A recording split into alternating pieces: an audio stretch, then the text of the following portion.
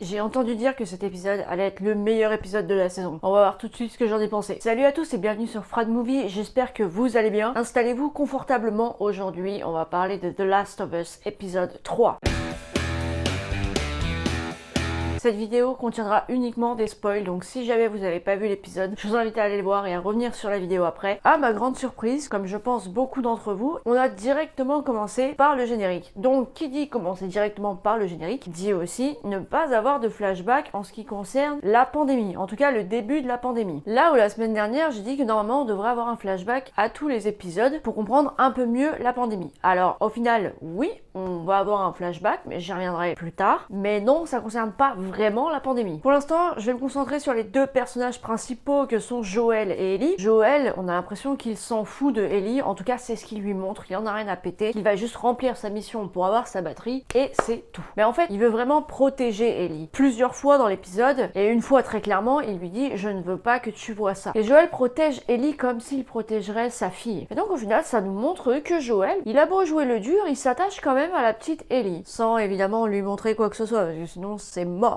Ce qu'il ne sait pas, c'est qu'Ellie, elle voit des choses derrière son dos, et là je parle notamment de l'infecté qui est écrasé sous un tas de pierres, de briques, et ce moment-là, je dois avouer qu'il m'a choqué parce qu'Ellie, elle est d'une froideur, c'est incroyable. Elle lui ouvre le crâne avec son couteau, enfin le crâne, le front avec son couteau par curiosité, déjà j'imagine, mais tout ça avec une froideur vraiment implacable, et franchement, c'est assez choquant et assez perturbant. Alors c'est choquant surtout parce qu'en fait, c'est un infecté, ok, mais t'as encore un côté humain du gars, et t'as l'impression qu'il ressent encore des choses en fait, c'est un peu bizarre. Il est pas totalement transformé. Et le fait qu'elle lui ouvre le front comme ça avec une froideur à couper le souffle, tu t'es dit waouh, c'est chaud quand même. J'aime bien le début parce que Ellie, elle commence à parler à Joel et il arrête en mode pas d'excuses, je veux pas d'excuses sur Tess. Et là elle lui dit en gros mec, j'ai pas envie de m'excuser, vous avez choisi, elle a perdu, qu'est-ce que tu veux que j'y fasse, c'est pas ma faute. En soi, elle a raison, elle y est pour rien. Et c'est là que ça va être intéressant, c'est que ça se passe au début de l'épisode et à la fin de l'épisode, les rôles s'inversent. Ce n'est plus Joel qui a besoin d'Ellie, mais Ellie qui a besoin de Joel. Et du fait que ces rôles se soient inversés, et ben Ellie, elle va vouloir commencer à présenter ses excuses à Joel pour la mort de Tess. Et pourquoi les rôles s'inversent? Parce qu'au final, Joel, il a trouvé une voiture et donc une batterie sans avoir besoin de Ellie. Et donc il pourrait très bien abandonner Ellie dans la maison et dire écoute, moi j'ai plus besoin de toi, tu te démerdes et puis basta. Mais il a quand même gardé Ellie avec elle. Parce que comme je dis, au final, il a un attachement pour cette petite, même s'il veut pas lui montrer, et il a fort raison, il a quand même un attachement et en même temps je pense qu'il aurait des remords à se dire je vais pas laisser une gamine en plein milieu d'une apocalypse. Cela dit, quand il a jeté le petit au feu, il avait pas l'air d'avoir beaucoup de remords. Bon, il était mort le petit, mais c'est particulier quand même. Enfin bref, j'adore ce changement de rôle parce qu'au final, Ellie va devoir se plier aux règles de Joel. C'est intéressant quand Ellie lui demande en gros comment tout ça est arrivé et que Joel commence à lui expliquer que c'est venu du sucre, de la farine, ce qui est plus qu'une théorie, que c'est vrai, surtout que tout démarre dans une usine de farine, donc tout colle. Et il explique aussi que tout a été à une vitesse incroyable. Tout ce qui était contaminé par le champignon a été mis sur le marché le jeudi. Donc le jeudi,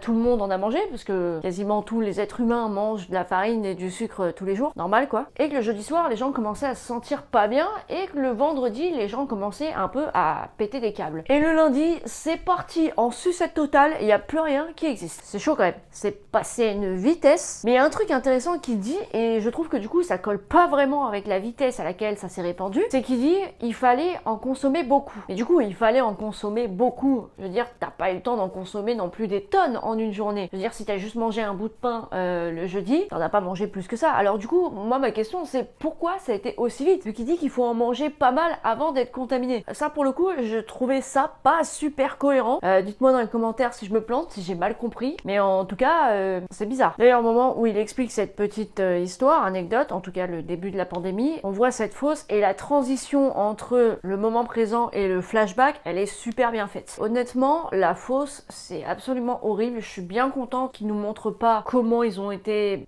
tués, exterminés, j'ai même envie de dire. Et ça se passe le 30 septembre. On peut voir à ce moment-là que le 30 septembre, la Fedra existait déjà. C'est pareil, là aussi, je trouve que ça a été très vite pour créer la Fedra. Alors, est-ce qu'elle était déjà créée avant? Est-ce que c'est un peu l'équivalent de l'armée dans le monde de The Last of Us? Je sais pas. Enfin, la Fedra, c'est une armée, ok, mais je veux dire, on n'a pas d'armée qui s'appelle la Fedra. Enfin, en tout cas, peut-être, mais je suis pas au courant. En même temps, au niveau armée, je m'y connais pas du tout. Et donc, ça voudrait dire qu'en fait, en 8 jours de temps, la Fedra a été créée. Tout va quand même extrêmement vite au moment de la propagation du virus. Je pense qu'on aura plus d'explications à ce niveau-là, au niveau de la vitesse à laquelle ça se répand véritablement, parce que je trouve que ça reste assez flou. Et donc, comme je le disais, on a un flashback sur cet épisode aussi, seulement il apparaît pas au début de l'épisode, il apparaît au début de l'épisode, mais en tout cas pas dès la première image. Et donc en fait, on se rend compte dans cet épisode qu'on va suivre ce flashback pendant la quasi-totalité de l'épisode. Et dans la quasi-totalité de l'épisode, on va suivre d'abord, dans un premier temps, les aventures de Bill, qui est vraiment un ouf, ce mec. Il a des caméras de surveillance, il a des pièges, il a des clôtures sécurisées. Ce mec, c'est un génie et en même temps, c'est un ouf. Et ce qui est dingue, c'est qu'il va réussir à survivre toute sa vie comme ça. C'est fou quand même. Alors il va pas survivre tout seul, parce qu'effectivement, il va trouver un gars qui l'aura du coup piégé,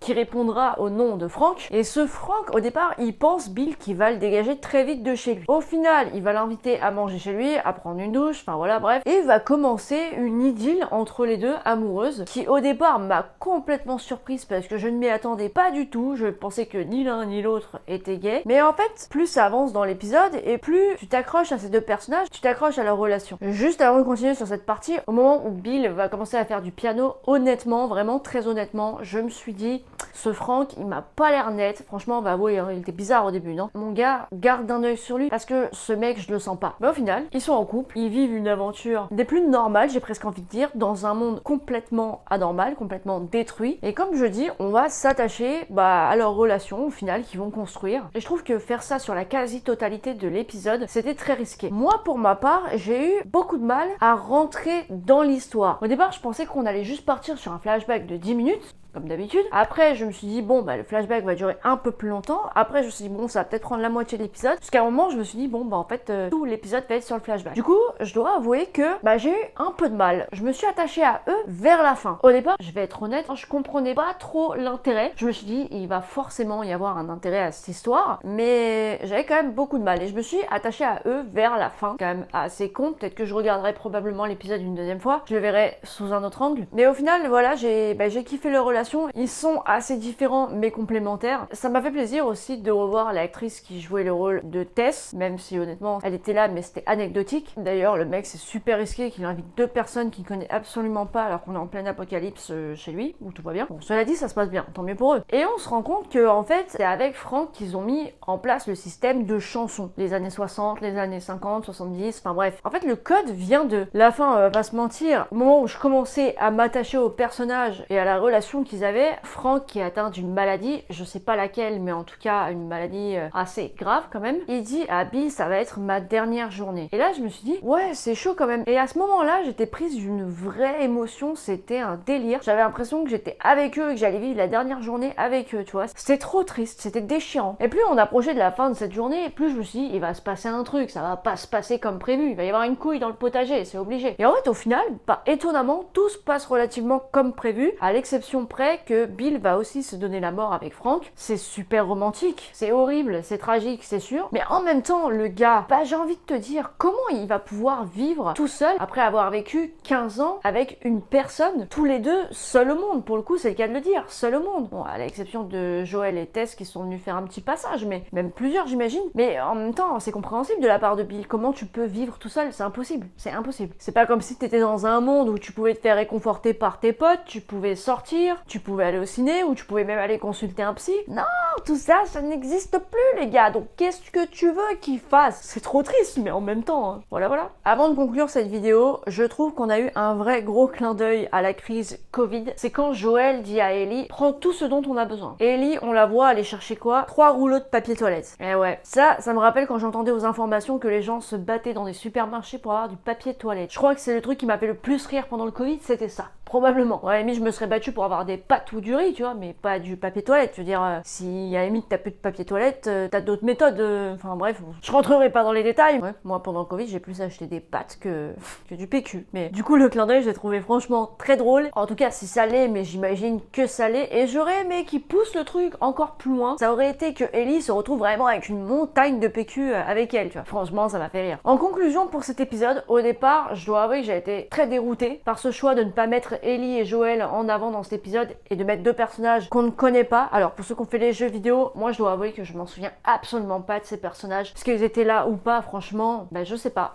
Peut-être que oui, peut-être que non. En tout cas, si les personnages étaient là, ça a dû ravir les fans de jeux vidéo. C'est pas des inconnus, ils devaient les connaître. Mais en tout cas, pour ceux qui n'ont pas joué aux jeux vidéo, ou en tout cas qui s'en rappellent plus, ce qui est à peu près mon cas, bah en fait on a découvert deux personnages qu'on ne connaît absolument pas. Et je dois avouer que c'était quand même un pari très risqué. Mais à un moment donné, pendant l'épisode, alors c'est vrai que c'était plutôt vers la fin que vers le début, j'ai pris du recul et je me suis dit cet épisode est quand même super bien foutu. Il est bien réalisé, l'émotion elle marche de ouf, mais il m'a quand même fallu du temps pour rentrer dans l'épisode. Ça c'est le côté négatif. Si je le revois, je vais peut-être plus kiffer. J'espère en avoir des meilleurs que celui-là parce que même si je l'ai bien aimé, je pense qu'on peut aller chercher quand même bien plus loin, bien mieux. Déjà rien qu'en termes de décor, là ça proposait pas grand chose par rapport aux deux premiers épisodes. On est relativement dans le même décor. Il n'y a rien d'exceptionnel en termes de visuel. Et pour moi, ça ne sera tout simplement pas le meilleur de cette saison, puisque pour moi, le meilleur, c'est le premier, qui est clairement une masterclass. Voilà pour cette vidéo. Dites-moi dans les commentaires si pour vous, justement, il a le potentiel d'être le meilleur épisode de la saison, ou alors si vous ne l'avez pas aimé, tout simplement, parce que honnêtement, moi, j'ai failli ne pas l'aimer. N'hésitez pas à liker, à partager, à vous abonner à ma chaîne pour voir mes prochaines vidéos. Et sur ce, je vous dis bonne journée ou bonne soirée, et à la prochaine.